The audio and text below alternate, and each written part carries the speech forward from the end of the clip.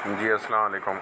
ये hamster combat में एक तो हम कर रहे हैं डेली के कॉम्बो कार्ड्स का, ठीक है, लेकिन इसमें एक दूसरा भी है कि डेली के इसमें जो है 1 मिलियन यानी 10 लाख पॉइंट्स मिल रहे हैं। वो कैसे करना है कि ये एंटर पर टैप है ना, इस पर 3 बार आपने टैप करना है। तो ये देखो स्क्रीन चेंज हो गई, डेली साइफर आ गया, देखो लिखा हुआ है 1 मिलियन पॉइंट्स ना। तो इसमें हमें डेली का एक कोड होगा, वो यानी वर्ड होगा, वो मैं आपके साथ शेयर करूँगा। फिर आपने साइफ़र जो है वो लगाना है, साइफ़र की कोडिंग होगी, यानी कि हम इसको लॉन्ग प्रेस करेंगे तो एक किस्म का ये लाइन बनेगी, सिर्फ हम इसको टच करेंगे तो डॉट बनेगा। तो ये साइफ़र कोडिंग है। तो देखो अभी एक लफ्ज़ आ गया ना, ठीक है।